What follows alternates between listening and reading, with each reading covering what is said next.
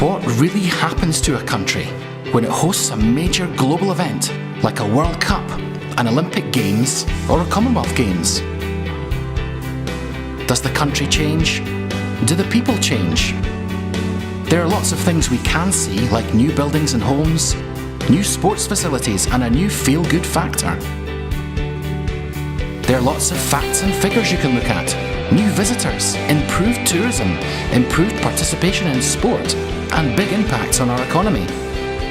But what about the things you can't see? The things you can't really measure? Does hosting a global event help the population to feel like global citizens?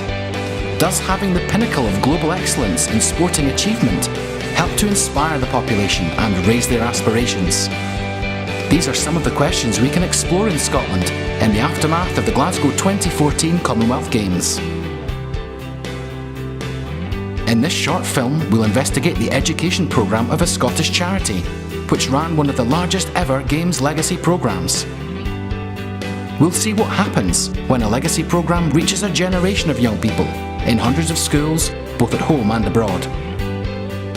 We'll look for evidence of the inspiration of the Games, leaving a lasting legacy of aspiration in young people, and ask the question, are they global citizens in the making?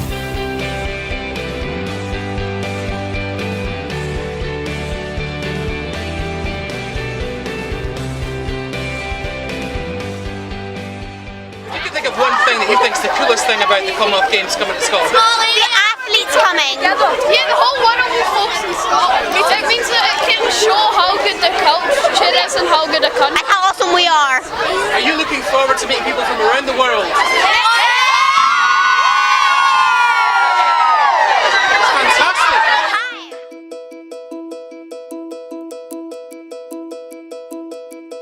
So the origins of the Global Citizens in the Making programme really come from Sir John Templeton's Laws of Life essay contest and his book Wisdom from World Religions. The poster is in fact the 8th version of a very refined process that enables children and young people to really reflect on 3 core things. The first of those is that our thoughts can become our actions. So if we can help young people to think and to reflect, then it's those thoughts and those reflections that become actions in the future. The second thing is, well, what thoughts and what actions?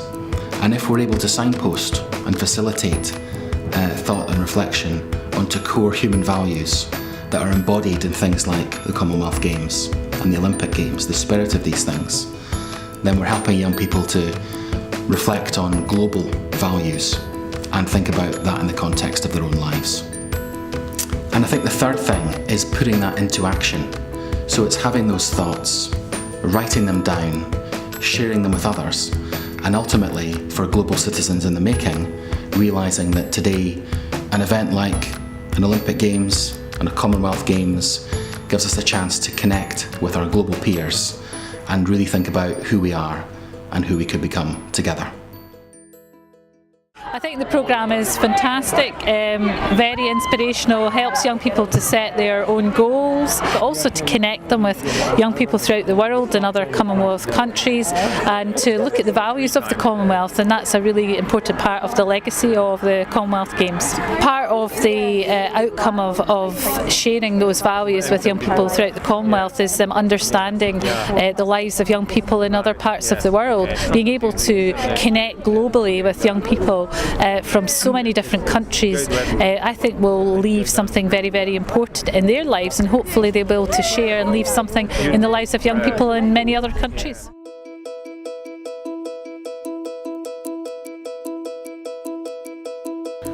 When I first saw the poster programme, it seemed almost, like it had been created for my thoughts about education. So I'd spent so many years working with disengaged and disaffected learners that to see this and to see that this was an opportunity that all young people could have to actually find out what their genuine passion was at the core of who they were, that to me means that young people can make much more informed choices at the end of the process. So things like, what career do you want to go into, or what do you want to do at college or university? Actually knowing what motivates you and drives you and your genuine natural skills is going to lead young people into making much better choices for their future.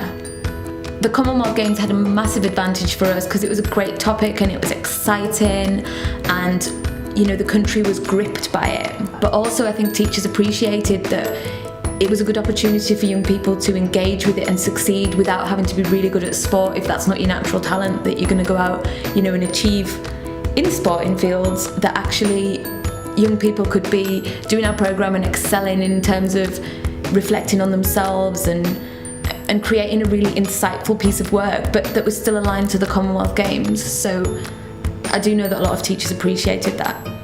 I think the challenge for me was learning how to present the programme in a way that would allow people to recognise that it was important, and it was important whatever subject area they were teaching, and actually how do you get through to these busy people and get them to make a change and see things differently. It's a very busy curriculum, and the difficult thing is with character, it seems to fall into slots between every class, and every teacher is doing their best to do little bits to pull it all together, but sometimes there isn't a focus, and I think we've got to find space for that. The Aspire programme we use in school is very good for that, because it gives them a block of time where they are sitting, they're thinking about, I really am good at this, or they're thinking, well, I need to work in that, and it stands them in great stead when they go out to employment, when they meet people, all sorts of things, because they already know who they are, rather than having to try and find it. And as you do it year on year, it's interesting to see them develop and grow and blossom.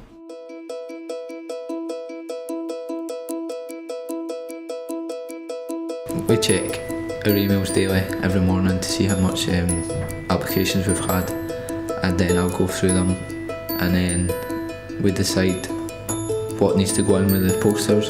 So we have welcome letters and returns forms and stuff like that, and then we'll package them up and send them out to the schools, and then they'll eventually, once they've had time to complete them, they send them back, and then we have to keep track of what we've sent out.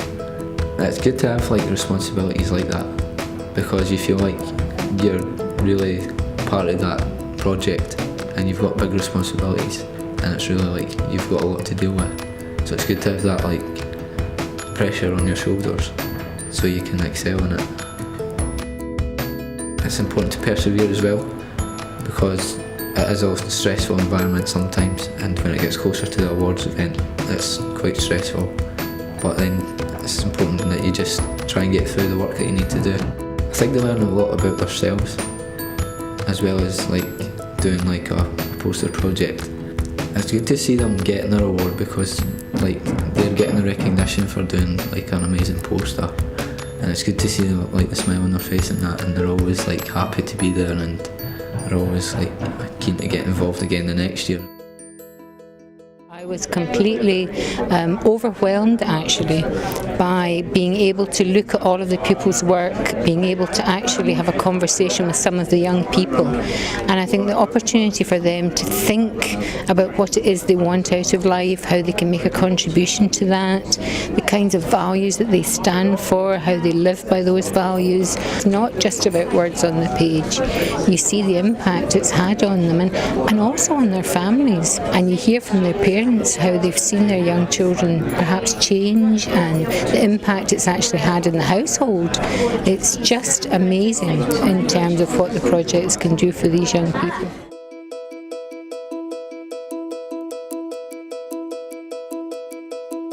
I think initially it was quite daunting to see all these Commonwealth nations and territories on paper, a huge list, and we didn't really have that much interaction at that stage when I started about 18 months ago, so I guess looking at that initially was a bit daunting, absolutely, but I think in February of last year we came up with a bit of an idea to have a campaign called Beat the Baton. So what we did was we set up around the office all country flags, so starting where the Queen's Baton started in India and finishing all the way in Scotland, and by that stage we had Mark Beaumont announced as our presenter for the awards. So what we did was came up with a bit of a concept. It was a bit cheesy, but to race Mark around the Commonwealth and try and beat him back to Scotland, and to do that we had to sign up a school in each of those countries. So I think that was sort of a turning point, I would say, into the international recruitment, because it really gave us a lot of focus to go with, rather than looking at a huge list, we could sort of focus on each country at a time in a strategic order, and I think that worked really well.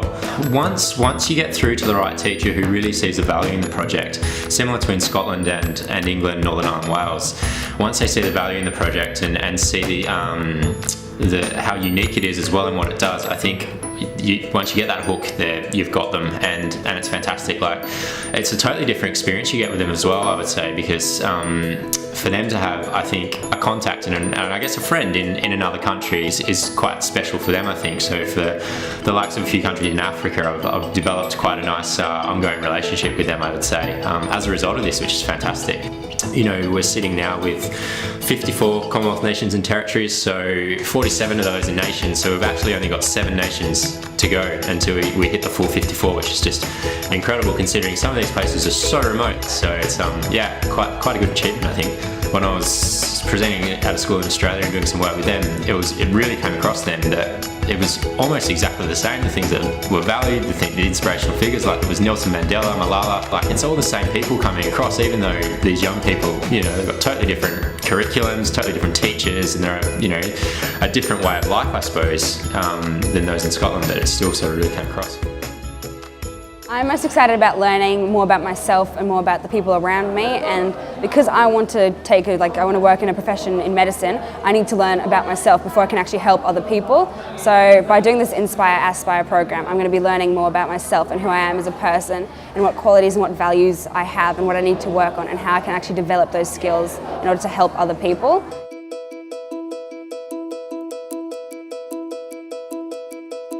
I think that digital engagement and especially social media engagement is important for Inspire Aspire because we're working with young people and we're working with this generation that has been brought up, you know, always on their phones, always on their computers and always using social media and digital technology. So obviously the #1 platform that we would try and reach them on is social media and everything digital. It's important for people to see what young people value and what they see as important for them, because when we ask people to make a vision for a better world, this is kind of our way of getting them to action that and to really put that, you know, their words into actions essentially, and getting them to kind of think about that next step in creating a legacy from their poster and taking that idea and that concept and actually putting it into something that they can do to make a real difference. I think reading the posters that the young people are doing now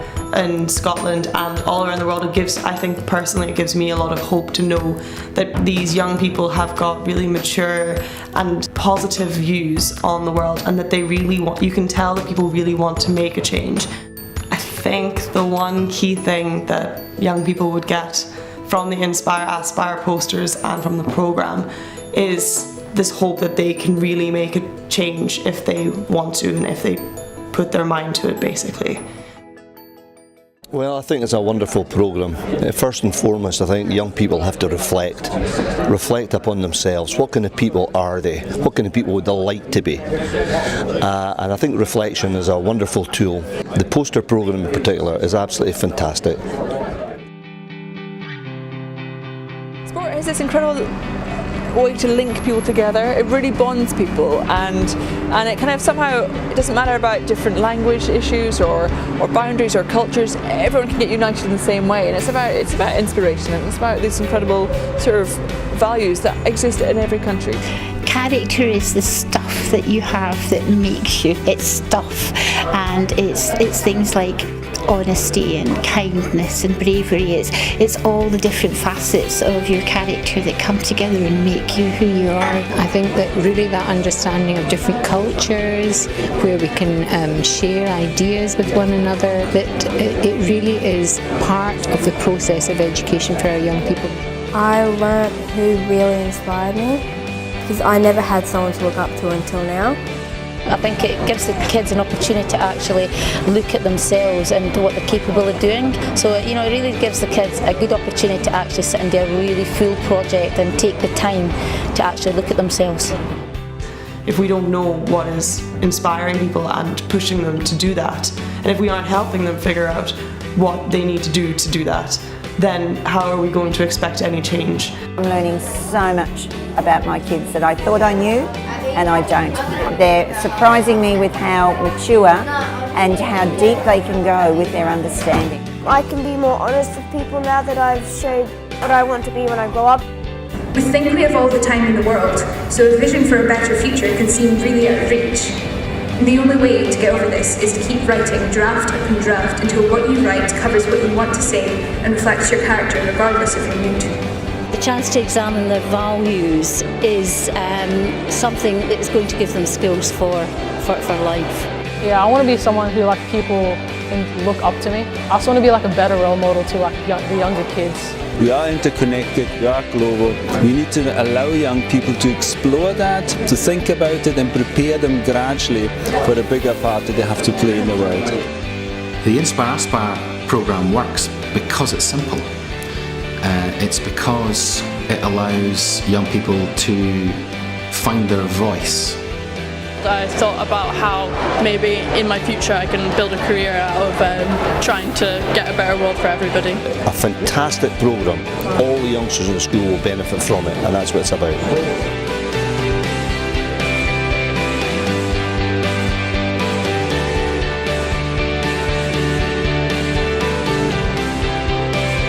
Appreciate the wonders of discovery.